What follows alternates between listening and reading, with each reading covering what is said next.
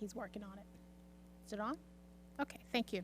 Before I begin, please turn off your wireless communications as they tend to interfere with the taping of the meeting. Tonight, the Board of Education has convened this public hearing solely to hear from the public with regard to your concerns or suggestions regarding the capital improvement program for funding years 2012 to 2017. Colleagues, we will now begin with our registered speaker list. We currently have 5 registered speakers. With regard to public comment, you may speak for 3 minutes. We will listen to your comments. Just as a FYI, the CIP and FAB meeting occurred prior to this public hearing. There has been a change. There has been a few changes in the CIP recommendation from the superintendent as of this evening. Our first speaker is, well, let me first acknowledge that the Honorable Douglas J.J. Peters is here from Senate District 23. Thank you, Senator Peters. And we have Councilwoman-elect for Council District 6, Ms. Leslie Johnson. Thank you for being here. I think I see Ms. Valentino also, delegate for 23A elect. And our first speaker is Senator Peters. That would be helpful if you wanted to do that, sir. Is that 9 minutes or is that? You can make it 1.5 minutes if you like. Because we know what you...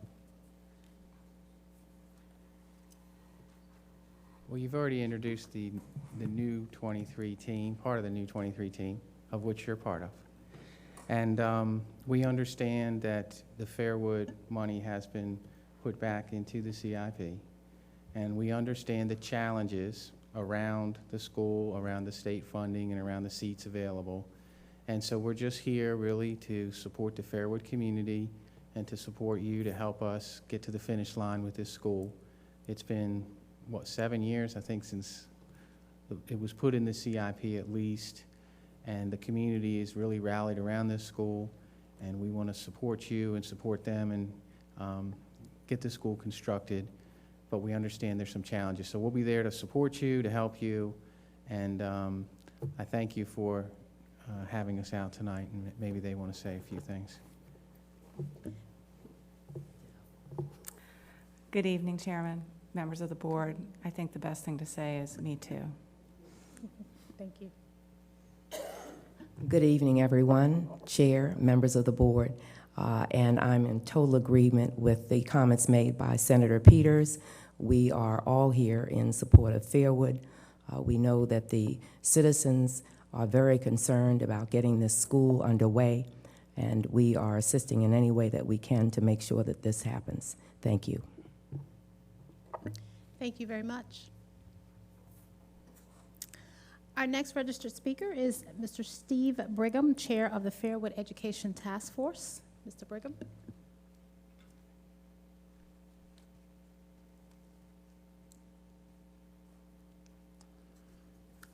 Good evening and thank you. And I want to thank our county and state delegation for coming out in support tonight. And I also am pleased to hear about the news tonight of getting back in the CIP. And I know, given what we've been through, that this can all be very tentative and tenuous. So I have some prepared remarks. I want to recount some history tonight. Back in the early 2000s, the school system conducted a study projecting future enrollment needs for schools. It showed a critical need for elementary school in the Glendale, Bowie, Lanham area. Soon after, the school system placed elementary school number 7 in the CIP budget. Fairwood began to petition the Board of Education in early 2004 to have its site become school number 7. And in 2006, Fairwood was formally placed in the CIP, and the published opening was for 2009. A year later, the board allocated $750,000 to start planning the school, and the projected opening date had then moved to 2011. Dr. Deasy asked us to work closely with Grimm & Parker architects to design a school along the principles of a research paper that we'd published in 2007. And by late 2008, we had completed a really wonderful school design, one that the architects said was a new benchmark for elementary schools. At the same time, we wrote a second research paper about what an exemplary elementary school should look like when it opens, and this paper was praised by leaders of several national education associations. What we didn't know was that only half of the design dollars to complete the plan had been allocated, and when the money dried up in fall, nothing happened for 20 months. We worked from early summer 2009 through late spring 2010 with staff and board to secure $800,000 additional dollars to complete the planning process. And in June, the state approved $2 million, the county $3 million to build the school. And at that time, the CIP office walked us through a 36-month schedule that had the school opening by August 2013. And that was 90 days ago. And now we sit here scratching our heads trying to figure what's going on. And I'm pleased with the response we've gotten from Dr. Height's office and the chair in trying to help us solve this. Now everything that we've accomplished in the last 6 years could be up in the air. We're wondering if this is all going to go down the drain. We've been working very hard at this in earnest for a very long time. This has been a very challenging process that we've gone through.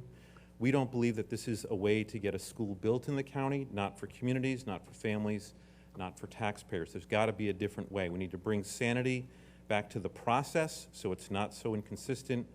And we encourage you not to turn your back on communities like ours who pay very high taxes to support a multi-billion-dollar school system and who end up sending our kids to chronically low-performing schools. Our boundary schools are in the bottom quarter of the state, and some even lower than that. So I'm glad to hear it's back in. I hope we can keep it in, and I ask that you work vigorously with us to create a great school in Fairwood. Thank you very much. Thank you, Mr. Brigham. Sonia Braithwaite, Fairwood Education Task Force. Edward Pulick. Mr. Pulick.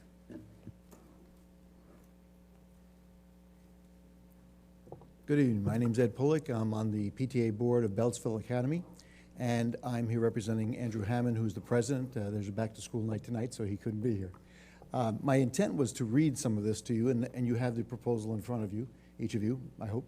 But instead of doing that, I'm just going to hit some high points so that I have a little time to talk about the last couple of pages, which are some documents I want you to see. As you know, Beltsville Academy went from pre-K K through 6 to pre-K to 7 and 8, and this year is the first year for 8th grade. Because of that situation, the parking situation at the school has deteriorated quite a bit. We went from 80 to 90 staff to 120 staff, volunteers, interns, and teachers. We went from 800 students to over 1,000 students, and the traffic flow situation and the parking is very, very difficult at Beltsville Academy. Even the parking situation itself with spaces for enough people is a problem. More important is the traffic flow problem.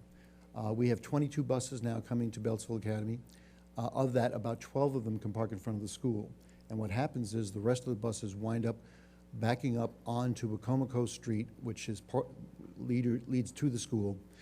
When that happens in the morning and the evening, no traffic can move in any direction in the neighborhood. It causes the neighborhood people not to be able to get in and out of their houses along Wacomico Avenue all the way up to Montgomery. It causes the parents who are dropping off or delivering their children to be stalemated for 30 to 45 minutes, sometimes an hour. And it causes major temper flare-ups among the people, the staff, the volunteers, everyone there.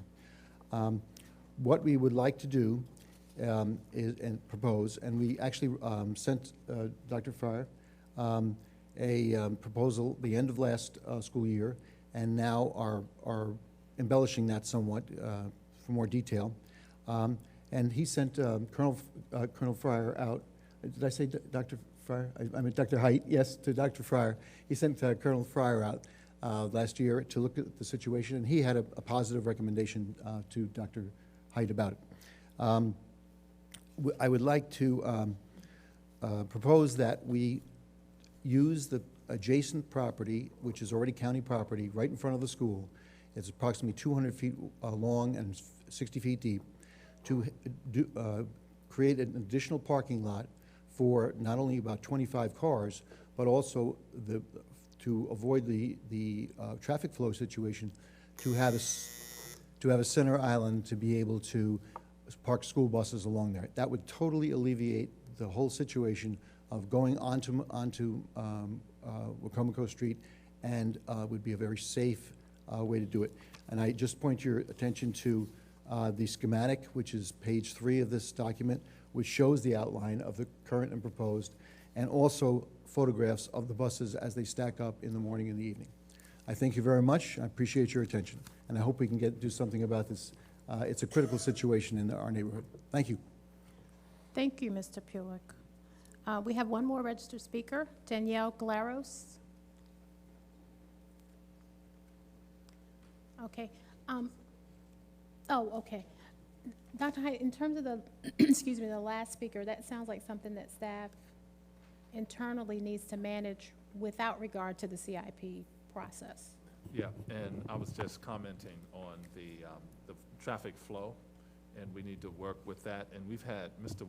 Eric Walker has also been out. Okay. And we're doing an analysis of this and other parking lot, particularly with traffic flows Okay. at the beginning of school and at the end of school. So do you have a time frame that staff is working on that to get resolution, or at least have some projected outcome? I'm looking at Dr. Coleman Potter, who just came in. But Dr. Potter, I know we were working on this issue, doing analysis at Beltsville. What's the time frame on that? You actually emailed back last week the response from 2012 kind of portion of the versus issue, so we'll have to wait until those funds are released. Okay, so we'll be making a recommendation based on at the next CIP for the funding for the parking lot, because this is a safety issue. Okay, I guess that's where I'm going. Okay. Yes? Because there are some other schools with the similar problems, can we, give you the school? Yeah, we have a together? report, that same report, Ms. Fletcher, will have several parking lots. Okay.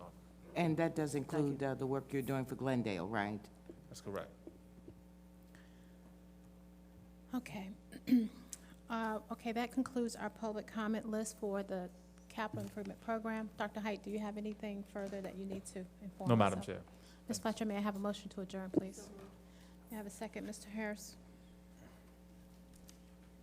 Second. It's been properly moved and second that we adjourn the public hearing for the capital improvement program for years 2012 to 2017.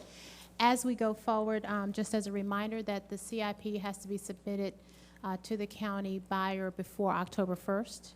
And then that process requires the county to take a look at it. The actual signature that goes with the CIP comes from the council and the county executive. We are adjourned.